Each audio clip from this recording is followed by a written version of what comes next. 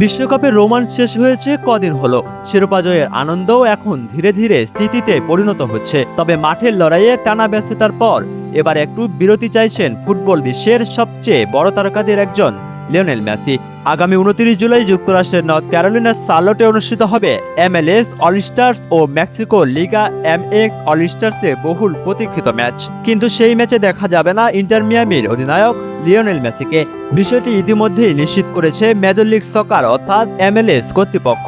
বিশ্বকাপে টানা ম্যাচ খেলে শারীরিকভাবে বেশ ক্লান্ত মেসি, তাই নতুন মৌসুমে নিজেকে পুরোপুরি প্রস্তুত রাখতেই এই অল স্টার ম্যাচ থেকে বিশ্রাম নেওয়ার সিদ্ধান্ত নিয়েছেন তিনি। বিশ্বকাপ শেষে ক্লাবে যোগ দেওয়ার কথা থাকলেও এর আগে জন্মভূমি আর্জেন্টিনার রোজারিওতে সময় কাটিয়েছেন এই মহাতারকা। এমনকি বুয়েন্স আয়ার্সের কয়েকটি স্থানীয় ম্যাচেও দর্শক হিসেবে উপস্থিত ছিলেন তিনি। শুধু মেসি নন, অল স্টার ম্যাচ থেকে সরে দাঁড়িয়েছেন আরও কয়েকজন পরিচিত ফুটবলার।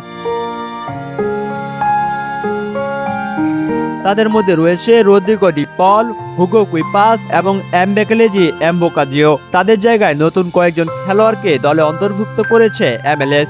নিঃসন্দেহে মেসির অনুপস্থিতি অল স্টার ম্যাচের সবচেয়ে বড় আকর্ষণকে কিছুটা কমিয়ে দেবে। তবুও উত্তর আমেরিকার এই দুই সেরা লিগের তারকাদের এই লড়াই ঘিরে ফুটবল প্রেমীদের আগ্রহে ভাটা পড়ার সম্ভাবনা খুবই কম। বরং নতুন তারকাদের নিজেদের প্রমাণ করার এটি হতে পারে বড় মঞ্চ। এখন ভক্তদের অপেক্ষা, বিশ্রাম শেষে আবার কবে মাঠে ফিরবেন লিওনেল মেসি, আর নতুন মৌসুমে কতটা জাদু ছড়াবেন আর্জেন্টাইন এই কিংবদন্তি। সে প্রশ্নের উত্তর পেতে আরও কিছুদিন অপেক্ষা করতে হবে মেসি ভক্তদের।